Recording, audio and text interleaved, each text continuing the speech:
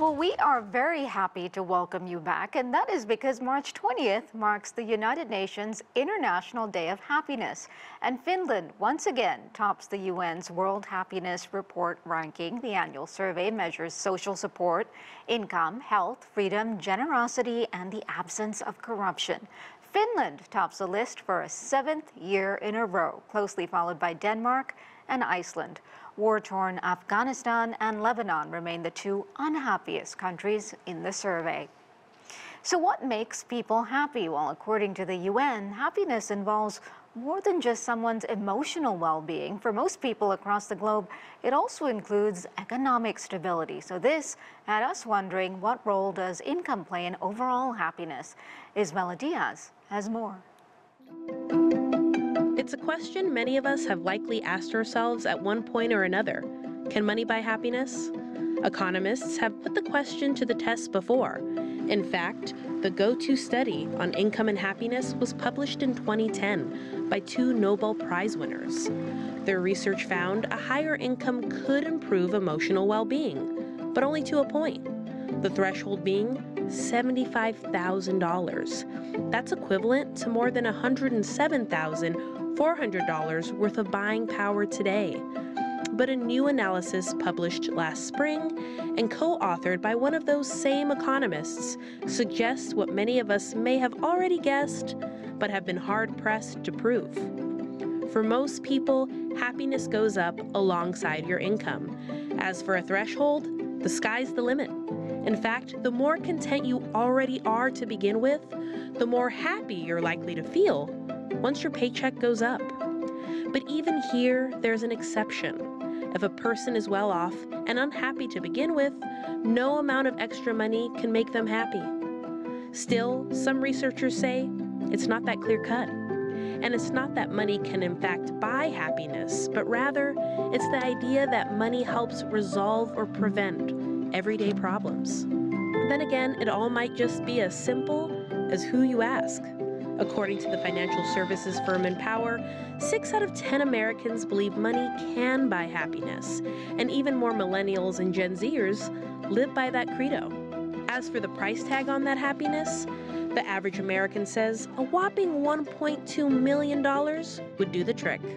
Isabella Diaz, CGTN.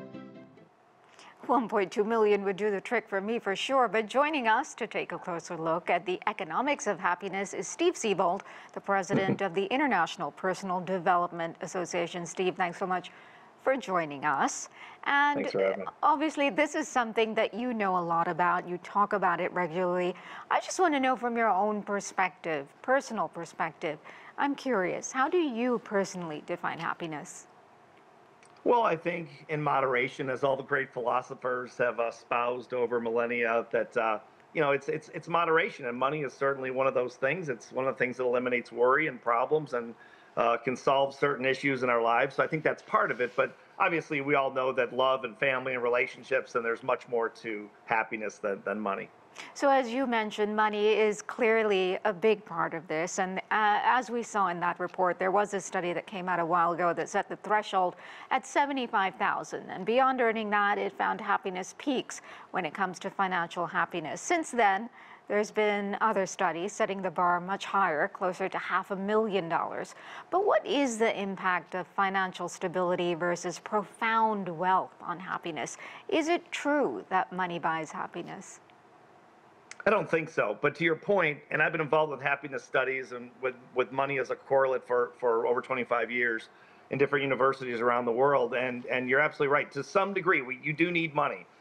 Whether it's $1.2 million, probably not. I think a lot of people make guesses because they've never had that kind of money, and they don't realize it's not going to make them any happier than they are right now. But they think it will because they see it on television, they read it in newspapers and online and social media. They see all these rich people doing all these wonderful things, and they think, well, that'll make me happy. And I've been dealing with rich people for 40 years around the world, and I'm sad to say that that will not do it for most people. Well, countries like Finland, Denmark, Scandinavia, they routinely rank quite high on the happiness index every year. Yet some of these countries pay a lot more in taxes, but there is less of a disparity between those at the top and those at the bottom financially. How important is that notion of equitable distribution of wealth?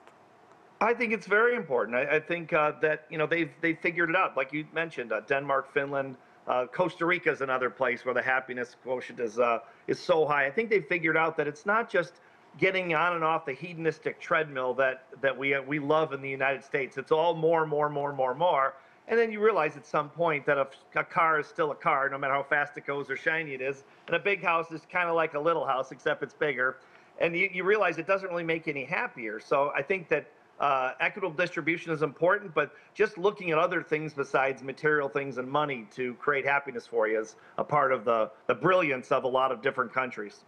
Well, let's talk about the U.S. because it did slip in the overall global ranking this year, dropping to the 24th spot, down from 15th. Yet when looking at those people aged 60 and above in the U.S., the country ranked higher. It came in 10th position. What do you think is the correlation between wealth and age? And are younger people then less happy? Yeah, I think you grow up. I think you grow up and realize. I mean, when I was a lot younger, like a lot of people, I chased money and thought more was better, and happier. And then you get to a certain age and you realize that it doesn't make you any happier. You have to have a certain amount, of course, for financial solvency. But when it reaches the point of financial obscenity where you're obscenely rich, I don't think there's anything there. There's a lot of depressed people who are very wealthy, and a lot of them are clients of mine. And people might be surprised about that, but it's true. So I think as you age, you realize there are a lot of other things that make you happy, more happy than money.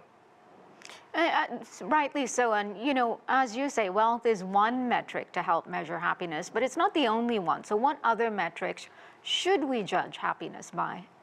Well, I think you could start with safety. I mean, look at what how you opened the show with Afghanistan, of course, is one of the lower places. And, I'm sure Ukraine is not too happy of a place right now. And all these war-torn countries where all these innocent people are, Gaza, of course, and these people are suffering. I mean, we should just be so thankful that, in the United States or anywhere you're not suffering, that you're not. I mean, that we could start with that and go up to the people that love you and care about your relationships and hobbies that you have and how you spend your daily life and that you're healthy and just these basic tenets of life. I think we have to revisit and stop focusing so much on the money. I'm curious, what do you hear from younger people in their prime earning years about how they define happiness? Is the younger generation more materialistic, do you think? And does it make them happier or unhappier overall? I have, kids in their 20s, and it seems that they're so focused on the material aspect of things.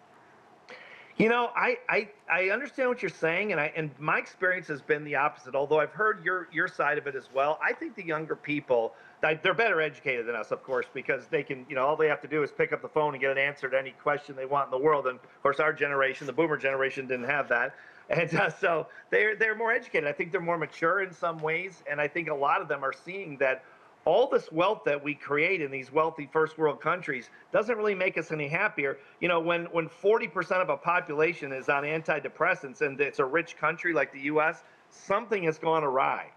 And so I think that hopefully they're seeing where we've made errors in judgment. I hope so, learning from our mistakes. Well, we are out of time, but we are very happy that you joined us. Steve Siebold, thank you so much. Thank you.